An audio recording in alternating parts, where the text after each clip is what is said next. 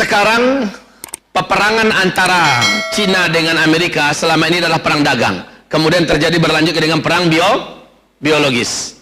Ke depan dalam waktu yang tak lama lagi, kita lihat beberapa bulan ke depan akan terjadi perang senjata. Dan inilah perang yang paling menghancurkan. Saya tak mampu bayangkan seperti apa porak-porandanya kehidupan dan peradaban di masa-masa yang akan datang, Pak. Ini tahun 2020. 2020 ini akan lebih berat daripada 2019. Dan 2021 akan lebih berat daripada 2020. 2022 jauh di atas 2021. Kenapa demikian? Ada hadisnya. Dan ini sebuah kepastian dari Rasulullah.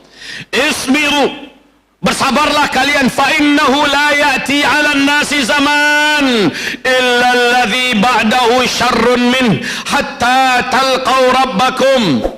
Bertahanlah kalian, bersabarlah kalian. Sabar dalam salat, sabar dalam ibadah, sabar dalam keistiqomahan menjalankan Islam yang kafah, sabar dalam berdakwah, sabar dalam perjuangkan Islam, sabar dalam mencari rezeki yang halal, sabar dalam mempertahankan ukhuwah sesama orang-orang beriman. Sabarlah kalian, bersabarlah. Fa innahu la yati alaikum zaman. Nanti kata Rasul akan datang suatu zaman. Nah, ini zaman yang saya pernah uraikan berkali-kali di masjid ini juga. Ini sudah pertemuan keempat kalau nggak salah saya di masjid ini ya.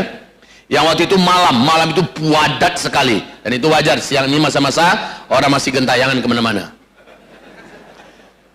Ini fase pertama, fase Nabi memimpin kita. Fase kedua, fase para sahabat memimpin kita. Nggak nampak kan, Bu? Nah, Ibu nggak nampak, Bapak yang di depan nampak. Tapi suara kita jelas ya, insya Allah. Yang fase yang ketiga, umat Islam dipimpin oleh para khalifah yang menggunakan sistem kerajaan. Nah, sekarang ini fase keempat. Di fase keempat ini Islam sedang tidak memimpin dunia. Fase 1, 2, dan 3 Islam memimpin 2/3 dunia. Nah, fase keempat ini fase di mana umat Islam dizolimi di mana-mana di seluruh dunia. Islam dibenci dan diperangi di seluruh dunia. Ini fase keempat, fase kita sekarang. Lihat yang terjadi di India sekarang. Yang terjadi di India sempurna, Pak. Apa yang digambarkan Nabi juga sudah di depan hidung kita masing-masing. Nabi berkata, nanti di akhir zaman akan ada 2 kelompok umatku yang akan masuk surga tanpa hisab. Jadi kelanjutan kita dengan India, dengan hadis ini saya katakan pasti akan terjadi.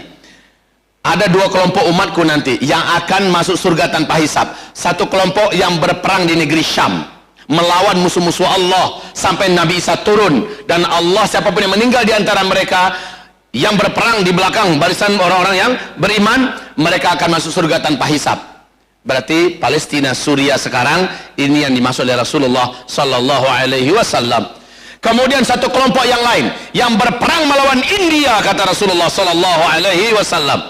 Siapapun yang terbunuh di antara mereka, mereka akan masuk surga tanpa hisab. Jadi macam apa ke depan masa depan Islam, masa depan dunia? Menurut hadis ini akan ada perang melawan India. Ini hadis, bukan perkataan Zulkifli Muhammad Ali. Maka yang berlanjut dengan India nanti adalah perang, Pak. Kemudian apa lagi? Juga dalam sebuah hadis yang juga kuat dan sahih, Nabi mengatakan, tidaklah terjadi kiamat sampai terlebih dahulu kamu berperang melawan suatu kaum sigharul a'yun, picak-picak matanya, sipit-sipit matanya, pesek-pesek hidungnya, muka mereka, kata Rasulullah SAW, seperti pantat kuali yang kena tempeleng, bulat dan picak, kulit mereka kemerah-merahan. Kalau ini dikatakan Ya'juj dan Ma'juj, saya tidak setuju, karena malah kata Rasulullah, larilah kamu dari Ya'juj dan Ma'juj, bukan memerangi. Tapi dalam hadis ini kamu pasti akan berperang melawan suatu kaum yang matanya sipit, hidungnya pesek, warna kulitnya kemerah-merahan. Maka hamba-hamba Allah yang kami muliakan, di fase keempat ini yang kita hadapi akan semakin berat, semakin berat. 2020 ini, awal 2020 saja yang kita saksikan adalah bencana dan bencana di seluruh dunia. Kalau Bapak Ibu mengikuti perkembangan dunia, bagaimana hancurnya beberapa glacier yang ada di muka bumi ini, bagaimana naiknya air laut, bagaimana kebakaran di mana-mana, bagaimana bencana di mana-mana. Kalau Bapak saksikan, Ibu dengar, udah nggak sanggup lagi mendengar. Sebentar lagi insyaallah taala bumi ini, dunia ini, seluruh negara di muka bumi akan mengalami krisis global keuangan.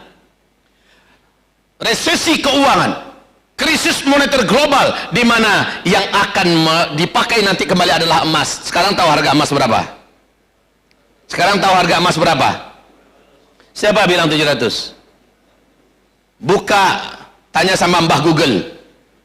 Buka di situ berapa harga antam sekarang? Menembus 800 sekarang ini. Masya Allah. Ini yang tertinggi dalam sejarah emas antam, ya. Emas-emas yang ada di muka bumi terus melesat. Bukankah sebelumnya tahun yang lalu saya sudah sampaikan, wahai Bapak Ibu, kalau ada rezeki beli emas, kata. Ada nggak saya katakan itu? Karena Nabi sudah menggambarkan demikian. Nanti kalian semua akan kembali menggunakan emas sebagai harta yang beredar, sebagai jual beli kalian nanti di akhir zaman menggunakan emas. Kenapa Amerika gila-gilaan mengumpulkan emas? Mereka sudah bisa memprediksi uang kertas yang mereka cetak suka hati ini tak lama lagi akan dibuang menjadi kertas-kertas yang tak berharga. Dan Nabi sudah mengatakan itu. Saya yakin Amerika pasti baca hadis Nabi kita. Saya yakin Yahudi pasti baca hadis Nabi tentang akhir zaman. Saya yakin dunia baca hadis tentang Nabi, karena Allah sendiri berfirman, mereka sebenarnya benar-benar beriman kepada engkau Muhammad, tetapi karena kebusukan hati mereka, kedengkian mereka yang menyebabkan mereka tidak mau bersyahadat masuk ke dalam tapi mereka pelajari karena mereka percaya. Mereka sangat percaya dan mereka pelajari itu dan mereka mempersiapkan. Emas gila-gila mereka kumpulkan sekarang. Orang Tiongkok saja sebelum kejadian virus corona, sejak 2018 akhir penuh full 2019, mereka sudah intens membeli emas. Rakyatnya beli emas, dan yang beli emas itu sudah banyak yang mati sekarang. Hong Kong sudah lama menarik dana-dana mereka di bank-bank yang ada dan mereka beli emas. Jepang, negara-negara besar, Cina apalagi, Amerika, Eropa, negara-negara besar ini semuanya pada berebutan membeli emas. Saya peringatkan pada kita semua, ayo beli emas. Karena uang kertas yang ada, apalagi apa namanya, rencana keuangan ke depan itu, mata uang yang beredar, uang digital semua ya, Bitcoin dan sebagainya, ini semua takkan pernah sukses. Saya ingatkan, belilah emas, emas akan terus naik. Dan terbukti sekarang. Bagaimana kira-kira emas ke depan? Demi Allah akan jauh lebih gede, sehingga harta uang kertas ini nggak ada harganya. Bapak kalau ada uang sekarang disimpan di bank, Bapak akan merugi. Tarik dana itu, belilah emas. Kita ada gaji simpanan, daripada disimpan dalam bentuk uang, lebih bagus belikan emas. Ibu ada simpanan apa, Bu? Belilah emas. 1 kilo, 2 kilo, cukuplah simpanan. Mental-mental orang miskin kayak ini nih. Dibilang 1 kilo, 2 kilo pada ketawa. Tak apa-apa. Ada duit, ada simpanan, belilah emas. 1 koin, 2 koin, 1 gram, 2 gram, silakan. Emas bentuk batangan, emas berbentuk perhiasan, atau koin dinar, silakan, belilah. Kita sebentar lagi sama-sama akan menyaksikan yang punya pegangan emas akan memiliki kemampuan bertahan lebih lama, dan yang tidak memiliki pegangan emas, daya tahannya sangat terbatas. Semoga ibu-ibu yang suka nabung-nabung, kalau yang ada yang masih ditabung ya, alihkan cepat dengan emas. Bapak-bapak juga demikian. Kalau bapak punya aset-aset, sebaiknya aset-aset itu sekarang diemaskan. Itu lebih aman dan lebih selamat. Semoga bermanfaat. Nah, kita kembali kepada topik kita, kaum muslimin. Melihat kondisi ke depan, kita sekarang sedang menyalip dengan kecepatan yang Allah kehendaki. Islam dan kaum muslimin menjadi perhatian dunia. Kenapa ya orang Islam kok sulit kena virus corona? Tapi maaf Ustadz, bukankah Uni Emirat Arab sudah kena pula di sana? Bukankah Oman sekarang ini sudah mengerikan juga virus corona? Bukankah Iran apalagi? Jawaban saya, mereka sendiri membuka pintu itu. Oman sudah menjadi kota wisata. Bahrain sudah menjadi kota negara wisata dunia. Apapun jenis maksiat mereka buat di sana. Apalagi Uni Emirat Arab. Jangan tanya tentang Dubai. Teksasnya Timur Tengah itu adalah Dubai. Jangan tanya itu, Pak. Arab Saudi sejak 2016 di tangan putra mahkota sudah dirubah menjadi negara sekuler, pintu-pintu maksiat dibuka lebar-lebar. Betul tidak? Mereka yang membuka pintu-pintu maksiat itu, mereka halalkan apa yang sebelumnya haram. Dan satu persatu syariat Islam mereka pijak-pijak, mereka injak-injak. Sehingga sebentar lagi coba lihat Pak, apa yang terjadi Bapak Ibu ketika tawaf sudah sedikit orang-orang yang datang karena dihalangi orang untuk masuk. Yang terjadi apa? Bapak pernah main gasing? Pernah main gasing? Bagaimana gasing itu ketika putarannya masih sangat kuat? Gasing itu stabil apa tidak? Tapi ketika dia melambat dan semakin melemah, apa yang terjadi dengan gasing tersebut? Dia goyang, semakin goyang dan semakin kencang dan semakin kuat getaran goyangnya, betul tidak? Dia bisa oleng ke kiri ke kanan. Ini yang terjadi Pak, bumi ini bergantung kepada energi langit yang bersambung dengan bumi, dan itu hanya dihasilkan dari putaran tawaf orang-orang beriman yang mengelilingi Ka'bah. Ketika orang-orang beriman mengelilingi Ka'bah dikurangi jumlahnya masuk, yang terjadi adalah sedikit sekali orang yang akan tawaf. Nah ini berbahaya untuk bumi Pak. Maka Rasul mengatakan di akhir zaman, di tengah-tengah kekacauan di muka bumi, Makkah, Madinah dan negeri sekitarnya akan gempa. Gempa itu kan goncangan tadi Pak, karena melemah. Sumber energi positif yang akan menghalau segala kejahatan, energi negatif itu tertahan karena orang-orang dilarang untuk melaksanakan ibadah haji dan umroh.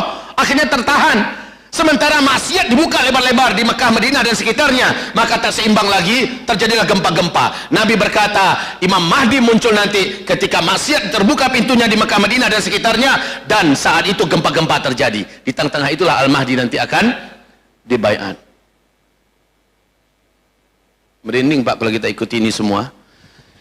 Lalu kata Rasulullah SAW dalam hadis sahih riwayat Imam Muslim, apa kata Rasulullah kepada Muadz bin Jabal? Rasulullah berkata, syarat akhir zaman itu nanti adalah Baitul Maqdis kembali dijajah oleh musuh Allah dan musuh kita. Ternyata pelaku penjajahan Baitul Maqdis kita sekarang ini adalah si Donald Bebek. Dia pelakunya, dia mewujudkan hadis itu. Kita geram dan marah, kita sangat murka dan kita sangat tidak terima. Tapi ingat hadis itu, kita akhirnya tersenyum walaupun senyum itu sangat pahit. Kita tersenyum. Yes. Berarti inilah dia masa yang dikatakan Nabi. Setelah mereka menguasai Baitul Maqdis dengan cara-cara yang kotor ini, maka yang terjadi apa? Rasul mengatakan Baitul Maqdis nanti akan dimerdekakan, akan dibebaskan oleh hamba-hamba Allah terkuat yang berdatangan dari seluruh penjuru bumi. Mereka punya ciri-ciri khas. Mereka adalah para ahli ibadah, para ahli ilmu yang memiliki akhlak yang mulia, dan mereka punya cara tempur yang tidak pernah luntur, dan tidak ada satupun kekuatan di bumi bisa mengalahkan mereka. Saya lihat ini adalah para mujahidin yang ada sekarang di Timur Tengah, dan yang tak pernah terkalahkan itu adalah mujahidin Emirat Islamiyah Taliban yang ada di Afghanistan. Dua negara superpower dunia ditumbangkan oleh mujahidin Emirat Islamiyah Taliban. Pertama, Uni Soviet hancur berkeping-keping Pak. Lalu Amerika merasa sudah tidak ada lagi pesaingnya, Amerika ajak seluruh sekutu-sekutunya kroyok rame-rame Emirat Islamiyah Taliban, termasuk dengan pemerintah bonekanya yang ada di Afghanistan. Gulung tikar seluruhnya Pak, satu persatu lari terbirit-birit sambil terkentut-kentut. Inggris lari, Prancis lari, Belanda lari, Jerman lari, semuanya menyerah, tak sanggup melawan Emirat Islamiyah Taliban. Allahu Akbar.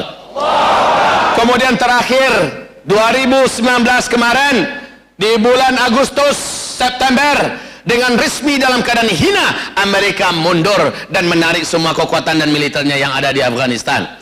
Lalu boneka buatan Amerika mau ngapain lagi? Emirat Islamiyah Taliban dengan resmi mengumumkan berdirinya Emirat Islamiyah Taliban yang resmi menjalankan syariat Islam 100%. Dengan gagah dia berjalan ke muka bumi ini. Oh boy,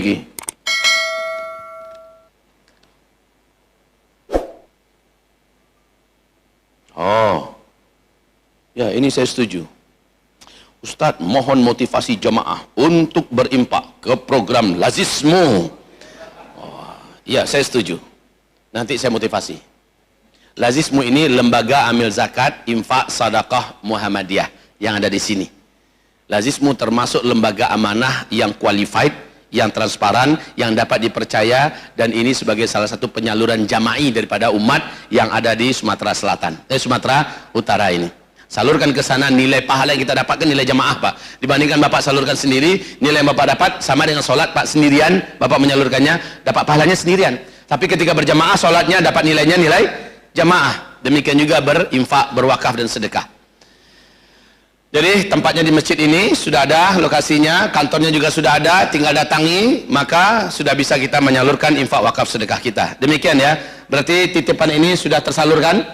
Sudah saya sampaikan? Oke, sekarang sampai di mana kita tadi? Taliban. Antum bangga nggak dengar Taliban ini? Bangga tidak? Tidak ada satupun negara di bumi ini yang berani mengatakan Taliban itu teroris sekarang. Nggak ada lagi yang berani.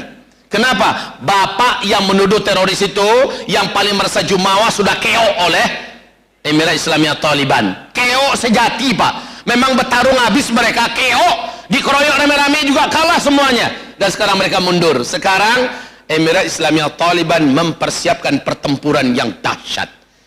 Dan sekarang India cari gara-gara. Padahal India itu dekat dengan Afghan. Biar ngerasa dia seberapa sih kemampuan, sedangkan Amerika saja keok. India seberapa kekuatannya? Lihat aja nanti yang terjadi. Pertempuran antara Muslimin dengan India pasti terjadi dalam hadis sahih tadi. Dan Islam akan menang. Allahu Akbar. Jangan jadi gara-gara. Kemarin waktu Emirat Islamiyah mengumumkan bahwa telah berdiri secara merdeka di jure dan de facto, ya, dengan menjalankan secara Islam secara utuh. Apa salah satu program Emirat Islamiyah Taliban? Mempersiapkan pasukan khusus untuk diberangkatkan ke Syam, bergabung nanti dengan seluruh kekuatan-kekuatan militer yang ada di Suriah, di Palestina, dan akan memerdekakan Baitul Maqdis. Demi Allah, inilah yang akan terjadi nanti. Saya bersumpah dan bersaksi di depan Allah dengan hadis yang sahih ini, Baitul Maqdis tak lama lagi akan Allah merdekakan di tangan orang-orang terbaik di muka bumi ini. Takbir. Lalu apa kata Rasulullah dari hadis sahih Muslim? Ini kebangkitan yang tak terelakkan ya. Apa kata Rasulullah sallallahu alaihi wasallam? Umranul Maqdis kharabu Yathrib. Ketika Baitul Maqdis, Rasulullah kepada Ibnu Hawalah, nanti di Palestina, pusatnya di Baitul Maqdis, diumumkan berdirinya khilafah Islamiyah, yang bala tentaranya adalah tentara-tentara Islam yang telah bertempur selama berabad-abad dan mereka tidak pernah terkalahkan. Mereka lah yang akan mengokohkan basis khilafah Islamiyah akhir zaman ini. Umranul Yathrib, Umranu Maqdis. Saat itu Baitul Maqdis lah negeri yang teraman, negeri yang terkokoh, negeri yang terkuat, yang tidak ada orang berani macam-macam di dalamnya. Sementara kondisi saat itu bersamaan terjadi dengan Madinah. Kharabu. Kharab itu adalah hancurnya, babak belurnya, ya, kacaunya, chaosnya Madinah Al-Munawwarah. Allah, setenang apa Madinah sekarang, itu akan chaos nanti. Ini pasti juga agenda akhir zaman yang mutlak akan terjadi. Nah, sekarang sudah kita lihat bagaimana kondisi sekarang di Madinah Al-Munawwarah. Masya Allah Pak, bagaimana persiapan-persiapan, Masya Allah. Dan Irak dan India cari gara-gara dia. Alhamdulillah. Saya katakan Alhamdulillah. Berarti ini pintu-pintunya di depan hidung kita, di depan masa kita terjadinya, dan kita menyaksikan. Sebaiknya jangan jadi penonton ya. Persiapkan diri antum. Persiapkan diri antum. Ini akan melebar Pak sampai ke Indonesia. Kamu akan berperang melawan orang-orang sipit, hidungnya pesek-pesek. Dan Allah akan menangkan kamu. Yang terbunuh di antara kamu akan syahid dan masuk surga tanpa hisab. Masya Allah. Jadi persiapkan diri, persiapkan diri. Kita tidak tahu macam mana Allah mengirim kita nanti. Allah Maha Adil Pak. Di akhir zaman ini Allah bukakan pintu surga tanpa hisab bagi orang-orang yang memburunya, yang mengejarnya. Maka pantaskan diri kita, wahai para lelaki yang muda-muda, pantaskan diri antum, ya. Kalau antum masih merokok selama ini, katakan ini rokok bisa nggak menghalangi saya untuk menjadi orang yang pantas. Rata-rata orang perokok larinya 300 meter 1 kilo itu insya Allah pingsan. Ustadz saya kuat Ustadz, ya baguslah, saya nggak mau meninggalkan rokok Ustadz, terserah anda. Yang pasti adalah apakah kira-kira orang yang membakar-bakar duitnya, melakukan hal yang mubazir, kemudian mereka menolong usaha musuh-musuh Allah dengan membeli dagangan-dagangan mereka, orang macam antum itu layak terpilih? Itu aja jadi pertanyaannya. Ustaz, bagaimana untuk kami betul-betul pasti Ustaz agar menjadi salah satu di antara pemenang dan pejuang di akhir zaman? Jawabannya adalah antum pastikan dulu firman Allah surah Al-Maidah jalan di diri antum. Apa firman Allah surah Al-Maidah? Firman Allah dalam surah Al-Maidah, a'udzubillahi minasyaitonir rajim. Bismillahirrahmanirrahim. Alam tara ila alladhina qila lahum kuffu aydiyakum anil qital wa aqimus salah wa atuz zakah. Allah perintahkan kita sebelum ada komando, sebelum ada aba-aba dan instruksi dari ulil amri kita, dari ulama-ulama rabbani kita, tugas kita semua adalah menurut ayat ini tegakkan sholat berjamaah dimanapun saja kamu berada. Ini tugas. Dan kalau saya menambahkan dengan hadis Nabi, berjamaahnya bukan sembarangan berjamaah. Berjamaahnya memenuhi syarat 40 hari 40 malam tidak ketinggalan takbiratul ihram bersama imam. Dimana orang sudah qomat, kita sudah ada di barisan. Imam ketika angkat tangan, saf, rapat dan lurus, kita sudah melihat kepada imam. Kita berdiri di belakang melihat kepada imam. Ketika imam angkat tangannya, Allahu Akbar.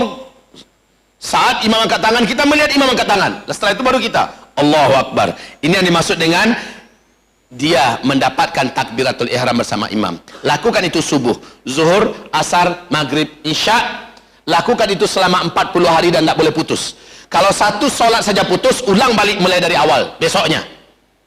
Itu caranya. Dan lakukan itu 40 hari. Kalau 40 hari sudah kita lakukan, luar biasa piala yang Allah siapkan untuk orang yang lulus itu. Apa pialanya? Dua hal. Dua hal piala ini langsung Allah yang kasih. Allah yang bagi. Allah yang beri janji dan Allah pasti menepati. Dan ini bukan piala presiden, ini bukan piala gubernur, ini bukan piala Ustaz Zul, tapi piala Allah langsung. Berarti urusan kita langsung dengan Allah dan Allah nggak bisa dibohong-bohongi. Piala yang pertama adalah sampai mati orang bersangkutan tidak akan pernah punya sifat munafik dan dia tidak akan pernah jadi orang munafik sampai dia mati. Di akhirat dia tidak akan pernah merasakan neraka walau satu detik. Dia akan dimasukkan ke dalam surga. Luar biasa ini piala. Berlombalah anda wahai para lelaki. Sholat 40 hari 40 malam. Setelah itu Ustaz, bagaimana kalau kami meninggalkan sholat terlambat-lambat dan masbuk? Takkan pernah terjadi. Kenapa demikian? Ngaji aja orang di masjid, dada anda sudah bergetar itu. Anda sudah rindu untuk mengejar masjid. Itu buah daripada perjuangan lulus 40 hari 40 malam itu. Maka ini tugas kita semua. Siapapun kita, kejar berjamaah ke masjid. Subuh, zuhur, asar, maghrib, isya, kejar berjamaah di masjid. Ngaji orang kita udah tinggalkan aktivitas kita.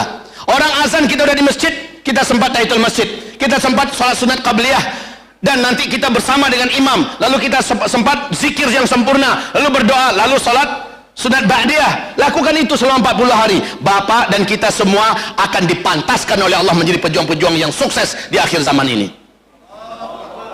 Dan nanti setelah itu Bapak akan merasakan ringan untuk tahajud, ringan untuk duha, ringan untuk melaksanakan ibadah-ibadah lainnya.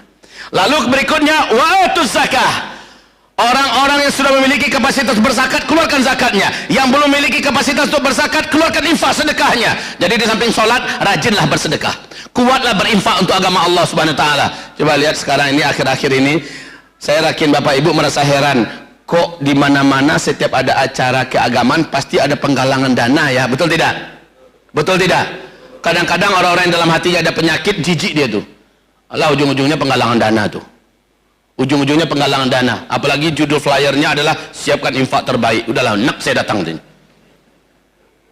Itu memang cara Allah di akhir zaman ini. Karena ternyata paket yang membuat kita sangat kuat, lahir batin kita, mentalitas kita, dan kejiwaan kita, fisik kita, paketnya adalah disiplinlah sholat berjamaah dan kuatlah berinfak bersedekah. Walaupun keadaan sulit ekonomi kita, walaupun keadaan sempit, berapa kita mampu. Setiap ada penggalangan dana, kita harus paling di depan. Walaupun kita hanya memberi seberapa kita sanggup. Kalau orang kaya hanya sanggup memberi 10 sak semen, menurut Allah itu sudah pilih itu. Sudah bakhil. Tapi orang miskin, dia tak sanggup 10 sak semen. Dia hanya sanggup setengah sak semen. Itu pun menurut Allah sudah sangat besar nilainya. Rutinkan terus, rutinkan terus. Ada penggalang dana untuk Palestina, terjun. Ada penggalang dana untuk Rohingya, ikut. Ada penggalang dana untuk bencana Ambon, ikut. Ada penggalang dana untuk pembangunan masjid, untuk pembangunan pesantren, untuk mengirim dai-dai ke pelosok. Ada penggalang dana untuk yatim piatu, ada penggalang dana untuk dan segala macamnya. Ikut, ikut. Jangan sampai nama kita tidak tertulis di situ. Jadi dua ini bersamaan ya. Salat berjamaah 5 waktu di masjid dan kuat berinfak, bersedekah, berwakaf. Lakukan itu, Pak. Ini penguat jiwa di akhir zaman. Ini pelindung dan pembenteng kita yang paling sempurna. Datang pun ke medan ini, semoga Allah lindungi kita. Virus corona menyebar di mana-mana. Bapak Ibu, insya Allah dalam garansi Allah. Dalam garansi Allah. Antara solat kepada solat dikerjakan dengan benar dan tepat. Apalagi solatnya awal waktu bersama dengan imam. Tak ketinggalan takbiratul ihram. Sehebat apapun virus corona, Bapak dijaga oleh Allah Subhanahu wa taala. Ustaz, kami yang ibu-ibu bagaimana Ustaz? Kami kan tidak wajib berjamaah ke masjid. Lalu bagaimana kami Ustaz? Jawaban untuk ibu-ibu, satu, betul, ibu solatnya di rumah lebih utama daripada ke masjid. Tapi kalau ibu pergi genjar ke masjid nggak apa-apa. Bagi ibu, ganti solat berjamaah di masjid adalah on time di rumah. Apa namanya, Bu? On time di rumah. Ulangi. On time. Tepat waktu, itu maksudnya. Hayya 'alas shalah. Kumandang azan di masjid, ibu sudah di atas sajadah, Bu. Gitu yang dimaksud ya. Kegiatan ibu yang lain dipending dulu. Pending dulu semuanya. Mau masak atau sedang masak, matikan dulu kompornya. Sedang ribut anak-anak, kondisikan anak-anaknya. Ini 10 menit lagi mau azan ini. Kondisikan dulu anak-anaknya. Apapun yang bisa mengganggu, semuanya dikondisikan dulu. Sehingga ketika azan, ibu sudah di atas sejadah. Ibu sudah sempat sholat sunat qabliyah. Dan ibu sudah melaksanakan sholat sunat wudhu sebelumnya. Lalu ibu sholat tepat waktu. Kalau ibu mau ke masjid, nggak boleh dilarang, kata Rasulullah. La tamnawi ma'allahi masajid Allah. Jangan kamu larang para ibu-ibu yang ingin ke masjid untuk melaksanakan sholat berjamaah di masjid. Jangan dihalangi. Biarkan mereka pergi. Wa sholatuhunna fi buyutihinna khairul lahunna. Tapi mereka sholat di rumah-rumah mereka lebih baik bagi mereka. Oke? Ini amalan kita. Masya Allah, Pak. Tertarik tidak Bapak Ibu? Tidak pernah jadi munafik sampai mati. Tertarik tidak? Tapi ini urusannya kejujurannya dengan Allah lah ya. Kalau merasa kita, ya Allah, saya udah 15 hari disiplin, tapi hari ini asar saya masbuk 1 rakaat. Ya Allah, berarti besok mulai lagi. Hamba mulai besok, ya Allah, memulai lagi. Hamba janji, ya Allah, hamba tak akan terlambat lagi. Tiba-tiba pas hari ke-37 umpamanya, nggak sempat takbiratul ihram bersama imam. Nggak sempat. Pas imam sudah Allahu Akbar, kita baru nyampe di pintu. Ya, berarti enggak bersama dengan imam takbiratul ihram. Berarti ulang balik besok 1 lagi. Dan itu dilakukan dengan ikhlas. Kan enggak ada kerugiannya kita melakukannya, betul tidak? Ketika Bapak sudah lulus 40 hari, maka ketika itu dijamin Bapak akan menjadi pencinta sholat sejati di mana saja Bapak Ibu berada. Dan Bapak akan memiliki jiwa yang kuat. Ketika terjadi panggilan jihad, Bapak orang yang paling di depan. Allah berikan kekuatan yang tak pernah Bapak bayangkan ada pada diri Bapak. Walaupun kita kecil, badan kita kurus ya, tapi pada hari hanya Bapak memiliki kekuatan yang tidak bisa dibendung oleh musuh-musuh Allah Subhanahu wa taala. Ini adalah barokah salat 40 hari 40 malam. Saya sarankan bagi yang punya pesantren, siapa tahu ada yang punya pesantren ya, bukalah program salat, program pesantren 40 hari. Di mana nanti anak-anak yang tamat SMP mau ke SMA, sebelum mereka masuk SMA, masukkan mereka dulu ke pesantren 40 hari ini. Ikuti program sholat berjamaah 40 hari 40 malam. Begitu juga yang dari SMA mau kuliah, masukkan mereka dulu ke program pesantren 40 hari. Yang kuliah mau bekerja, masuk dulu ke program pesantren 40 hari supaya dia tidak menjadi munafik. Ini akhir zaman, Pak. Akhir zaman, supaya dia tidak menjadi munafik, dia pastikan dirinya sudah melaksanakan program ini agar dia menjadi pencinta sholat. Dan orang kalau sudah begitu, Pak, semua sifat munafik tidak akan ada pada dirinya. Suka bohong, suka dusta, suka maling, suka berpura-pura, suka bergaya, semuanya hilang. Dia akan menjadi orang yang disiplin, orang yang jujur, orang yang amanah, orang yang kuat. Ini yang terjadi, Pak. Ini buah daripada sholat 40 hari 40 malam. Jadi jangan main-main ya. Orang munafik itu sangat takut mati, sangat takut menempuh resiko. Sementara itu sudah Allah hilangkan, sehingga ketika ada panggilan jihad, kita paling di depan. Kita paling di depan. Kita sudah tidak takut apa-apa lagi. Kita rindu dengan Allah, kita rindu dengan surga Allah. Ketika panggilan itu datang, Allah sudah siapkan mental kita dan nyali kita. Beda kalau orang munafik, Pak, selalu mereka cari alasan untuk nggak ikut. Salat 40 hari kuncinya. Jadi nggak usah lah sekarang latihan fisik, pegang jeep. Ya. Kemudian nggak usah itu dulu, sholat dulu tertibkan. Coba dengar itu ayat, wa aqimus shalah, jagalah sholat kalian secara berjamaah. Dan itu perintah Allah. Itu dululah. Jangan terlalu banyak teori. Pakai latihan kungfu, wing chun, apa segala macamnya. Nantilah itu. Silakan kalau mau latihan fisik bagus, tapi sholatnya disiplinnya nomor 1.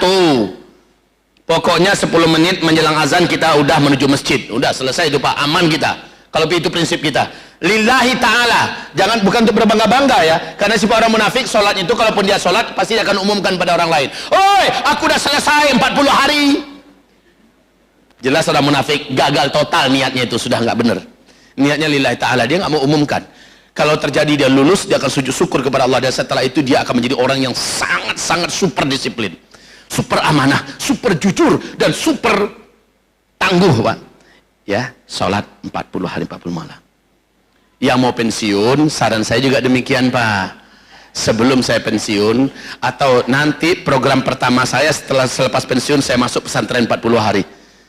Kerjaan kita ngapain di pesantren 40 hari itu? Kerjaan kita, 1, memastikan sholat 40 hari kita selalu bersama imam, dan tidak ketinggalan takbiratul ihram bersama imam. Dan kita dikawal, dikomando oleh sang mudabbirnya ya. Yang kedua, apabila bacaan Quran kita selama ini nggak bagus, saatnya kita memperbaiki bacaan Quran kita selama pesantren 40 hari itu.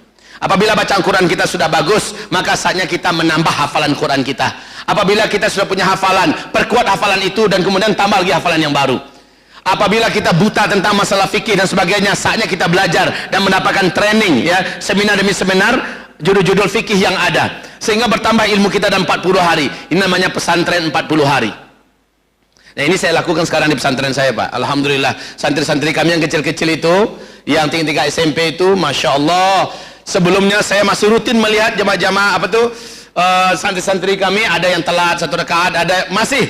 Sekarang ini Allah saja yang kami puji dan kami syukuri, ketika ide ini mencuat ke permukaan dan saya wujudkan Pak. Orang belum azan lagi, kadang-kadang orang antara azan udah dalam masjid semuanya, santri, semua guru-guru juga sudah dalam masjid. Mereka semuanya pada berlomba-lomba. Ada yang dengan jujur mengatakan, lemes dia terduduk, udah 5 hari saya disiplin, hari ini saya ketinggalan takbiratul ihram bersama imam, berarti besok saya ulang lagi dari awal. Dengan jujur, kejujuran itu muncul. Anak kecil-kecil Pak, tingkat SMP, sudah tumbuh kesadaran mereka, mereka tidak boleh main-main untuk memburu sholat. Ini sudah bekal yang sangat utama. Saya berharap pesantren dan kita semua lakukanlah hal yang sama. Dan ini tawaran Rasulullah loh ya. Pemberi pialanya siapa? Allah Azza wa Jalla. Yang akan terjadi pada kita apa? Yang paling keren itu adalah di dunia tidak pernah menjadi orang munafik sampai mati, di akhirat tidak akan masuk neraka. Berarti kita dijamin masuk surga. Apa yang lebih hebat daripada ini? Maka jangan katakan saya nggak bisa. Jangan katakan Anda sombong. Minta maaf ya, Anda sombong kalau Anda berani mengatakan saya tidak bisa. Masuk surga masa nggak minat? Minat Ustaz. Lalu kenapa Anda tak bisa hanya sekedar mengerjakan sholat 50 hari? Maka ini jangan katakan saya tidak bisa, tapi katakan saya suka, saya mau, saya pasti bisa. Bismillah, mulai begitu. Lalu infak sedekahnya kuatkanlah. Walaupun penghasilan kita satu hari itu hanya 10.000, 15.000, 1.000 minimal.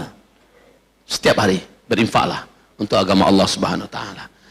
Baik kaum muslimin yang kami muliakan, menyongsong kemenangan itu nggak banyak-banyak teorinya. Bagi saya 2 ini yang harus kita maksimalkan dulu, kerjakan ya. Maka masjid-masjid di mana-mana kalau ini hidup penuh tuh 5 waktu Pak. Masjid Al-Jihad ini bisa-bisa insya Allah penuh sampai keluar kalau ini dihidupkan oleh orang-orang kembali Pak. Dan setelah itu jangan pikir ada yang bisa mengalahkan Islam. Seperti kata Yahudi, kalau sholat 5 waktunya orang Islam sudah seperti Jumatan, maka tidak ada yang bisa mengalahkan negeri itu. Makanya sekarang ya, imbauan saya nggak macam-macam. Ayo semuanya kita latihan menembak, kita latihan. Nggak, itu imbauan saya sekarang. Imbauan saya adalah ayo sholat berjamaah di masjid. kejar masjid. Pastikan kita sudah di masjid sebelum orang azan. Pastikan kita adalah ahlul masjid. Idza ra'aita rajulan aktsara khutah lil masajid fashhadu lahu bil iman. Apabila engkau melihat orang-orang sudah memperbanyak langkah kakinya menuju masjid, fashhadu lahu bil iman. Kalian boleh bersaksi bahwa mereka adalah orang-orang yang beriman. Ini kota untuk jalan sekarang. Jalan. Ini yang dimaksud tadi, jalan sekarang. Soalnya setelah ini akan ada lagi agenda dari saya. Ini sekarang agenda Lazis. Jalan, kaum muslimin, jangan buat gemetar tangan kita memegang dompet kita. Ya, jangan takut yang kita pergikan tidak akan hilang. Dia akan kembali 10 kali lipat. Jadi yang kita pergikan ini untuk memanggil kawan-kawannya. Maka pergikanlah. Makin banyak kita datangkan, 100.000 yang datang 1 juta. Matematikanya dengan Allah begitu. Ini garansi Allah dalam Al-Quran. Jadi kalau kita berikan 10.000, yang akan datang adalah 100.000. Berimanlah kita dengan Allah, ya. Maka jangan ragu-ragu. Ini untuk lazismu. Setelah itu menjelang kita doa nanti, saya juga akan mengajak kita dan menghimbau kita semua untuk saat ini, alhamdulillah, selepas acara pembukaan gedung Madrasah Mulazamah Al-Hufaz kita di Payakumbuh, Sumatera Barat dengan Ustadz Abdul Somad, di YouTube ada melihat nggak? Maka setelah itu gedung kita ini dipadati oleh anak-anak lelaki kita yang pergi belajar ke sana. Sekarang masjid kita yang 10 kali 12 sudah membludak Pak, meluap sampai keluar. Anak-anak sampai dan jemaah sudah sampai ke tanah perginya. Jadi saya punya program akan memperluas kembali masjid kita, dan ini akan saya imbau kaum muslimin, ayo sama-sama kita bangun masjid, ya, rumah Allah di sana. Dan sekarang yang jalan adalah untuk lazismu, dan ini juga kepentingan untuk agama Allah Subhanahu wa taala. Maka jangan ragu-ragu. Ustaz, kebanyakan ini penggalangan dana siang ini. Enggak apa-apa. Tidak akan ada yang merugi insyaallah taala. Wong nabungnya untuk diri kita sendiri kok. Lanjut.